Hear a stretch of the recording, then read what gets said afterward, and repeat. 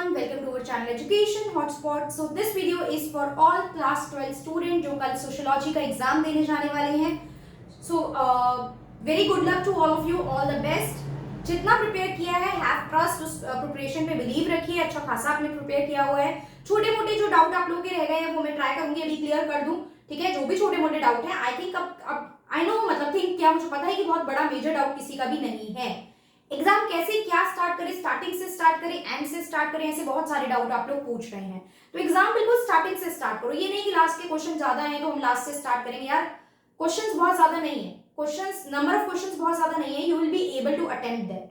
ठीक है, पहली चीज पैसेज के लिए मैंने आपको बताया कि जो 4 5 6 लाइनों का आपके पास पैसेज आता है, डू नॉट रीड दैट.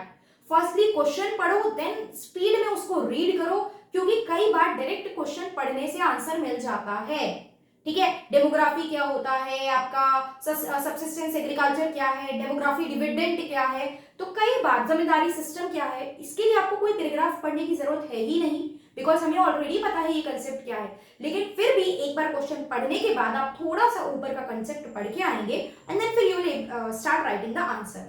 ठीक है, ये चीज है. पॉइंटर्स में लिखना है. दूसरा डाउट आता है पैराग्राफ में लिखना है. अगर किसी चीज के इंपैक्ट, फायदे, नुकसान ऐसा कुछ पूछा गया है तो start writing in pointers. But अगर आपसे पूछा गया what do you mean by zamindari system, या write a short note on zamindari system, then zamindari system को लेके आपको जो समझाना है you need to explain that in the paragraph. उसको आप पूरे पैराग्राफ में लिखिए और उसके कुछ आपको प्लस माइनस या लोगों पे क्या असर पड़ रहा था वो अगर आप उसमें बताते हो कि अगर ज्यादा नंबर का आता है 6 मार्क्स में, देन फिर उसके पॉइंटर्स बनाएंगे हम लोग. ठीक है, हर चीज में पॉइंटर्स, किसी के फायदे हैं, नुकसान है, इंपैक्ट है, तभी फीचर्स हैं, तब पॉइंट बनाओगे. Like what is the impact of colonisation on this, globalisation का impact on this this and that. ये चीजें पूछी जा रही हैं तब आप थोड़ा सा पॉइंटर्स में लिखोगे. और कभी भी जब पॉइंटर्स स्टार्ट करते हो, चाहे वो बेनिफिट्स हो, चाहे वो डिसएडवांटेजेस हो, चाहे वो फीचर्स हो, चाहे वो इंपैक्ट हो, शुरू में 2 लाइन एक इंट्रोडक्शन, एक बेसिक, चाहे वो उस टॉपिक का मीनिंग हो, चाहे ये हो कि यस ये चीज मल्टी फेसेड इंपैक्ट डाल रही थी, multiple aspect, economic, global, social, cultural, हर जगह पे इसने इंपैक्ट डाला. Like globalisation hit almost all the area और the spheres, be it political, social, cultural. इस तरीके से आपको आंसर को प्रेजेंट करना है. ज्यादा बड़ा नहीं बोल रही हूं मैं कि 6 लाइनों का आपने इंट्रो ही लिख दिया. 2 से 3 लाइन का इंट्रो लिख के then start writing the answers in the pointers. उसको पॉइंटर्स में लिखना स्टार्ट करो. प्लस बॉक्सेस को लेके यू गाइस आर टेंस कि बॉक्सेस नहीं हुआ है, ये नहीं हुआ है. बॉक्सेस को लेके तो ट्रस्ट मी, बॉक्सेस से क्वेश्चन मुश्किल नहीं आता है. और पता है बॉक्स से वो डायरेक्ट वो आपसे अनसीन पैसेज सॉल्व नहीं करा रहा है. वो बॉक्स से क्वेश्चन नहीं पूछेगा अगर बॉक्स मुश्किल भी है तो. वो आपसे उस हिडन एजेंडा क्या है, उस चैप्टर तो डिटेल में पढ़ लिया है ना, रिवाइज भी कर लिए, पढ़ भी लिए, तो जो hidden agenda regarding the box है ना वो पूछेगा.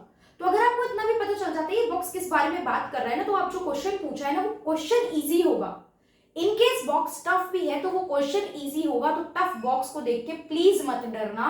That's why I am saying कि पहले क्वेश्चन पढ़ना, मतलब इस बात को मान के चलो, पहले क्वेश्चन पढ़ना, देन बॉक्स पे आना, देन पैराग्राफ पे आना, देन पैसेज पे आना.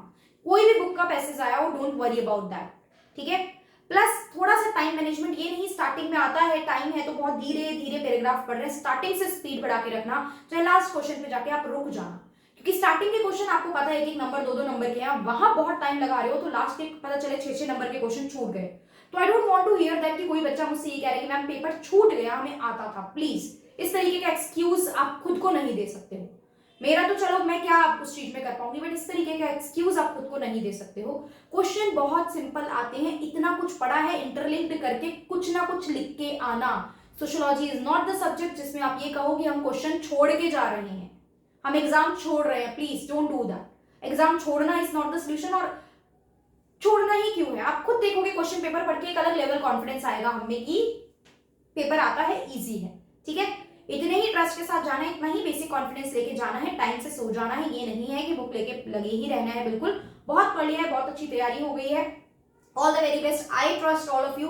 मुझे ट्रस्ट है कि you guys will do very well in your examination and I will wait कि एग्जामिनेशन से वापस आने के बाद आप लोग मुझे बताएं कि आपका एग्जाम कैसा रहा. Do share the question paper with me because I want to see कि कितना पेपर का लेवल कैसा रहा, और फिर उस अकॉर्डिंग हम लोग आगे फर्दर बात कर सके उस पेपर के बारे में. ठीक है, एक डिस्कशन रख सके उस पेपर के बारे में. आई प्लान कि अगर थोड़ा सा टाइम निकाल के 10-15 मिनट का हम लोग लाइव रखें पेपर के बाद, पेपर की डिस्कशन करा. नॉट सो कूल, क्योंकि अगला पेपर भी है, लास्ट पेपर तो नहीं है. तो I don't find this is cool की मतलब पेपर के बाद हम लगे पड़े हैं पेपर की डिस्कशन करने में, बट यस हम थोड़ा सा एक मूड को लाइटन अप करने के लिए चीजें कि कैसे क्या रही पेपर में, क्या था, क्या पूछना चाह रहा था, वी कैन डिस्कस दैट, उस चीज के रिगार्डिंग हम डिस्कशन कर सकते हैं। तो I will not take much of your time, कल एग्जाम है, प्रिपेयर करना है, बहुत टाइम हम नहीं लगा सकते इन सब फालतू बातों के लिए। छोटी छोटी टिप्स जो मुझे देनी थी मैंने आपको दे दी है, बाकी इतनी सब टिप्स आपको पहले से पता थी, राइट? ऐसे मत बोला करो स्ट्रैटेजी बताओ, प्लानिंग बताओ, टिप्स बताओ, यार सब पता है आप लोगों को, बस अप्लाई नहीं करते हो, बात ये है। और अब आज कुछ अप्लाई करना नहीं है हमें, आज बस हमें चिल मारना है, सोना है, जितना पढ़ लिया, चिल मारना है, सोना है, और बस ये आइडियोलॉजी रखनी कि कुछ अगर क्वेश्चन सब कुछ रटा रटाया नहीं लिखना है ना, वहाँ बना बना के भी चीजें लिखनी है ना, क्योंकि सब्जेक्ट ही ऐसा है, तो इसलिए छोड़ के कुछ नहीं आना है, ठीक है? सो आई विल वेट फॉर कि मतलब सबका मेरे पास पॉजिटिव रिस्पॉन्स आए कि पेपर सबका बहुत बहुत बहुत अच्छा हुआ है, all the very best. Starting अच्छी होगी, आगाज अच्छा होगा तो अंजाम भी अच्छा होगा, राइट? तो आगाज अच्छा करो सो दैट हम अच्छे अंजाम तक पहुंचे, मतलब स्टार्टिंग अच्छी जाए एग्जाम्स की, जो भी पेपर हो चुके हैं इनकी स्टार्टिंग अच्छी जाए तो हमारे फर्दर पेपर भी अच्छे जाएंगे। All the very best, have trust in your preparation, do well, take proper sleep, eat proper, healthy खा के जाना, मतलब रात में हेल्दी खाओ और थोड़ा अच्छी sleep low, it is very important कि माइंड वहां पे बिल्कुल फ्रेश चले। All the very best.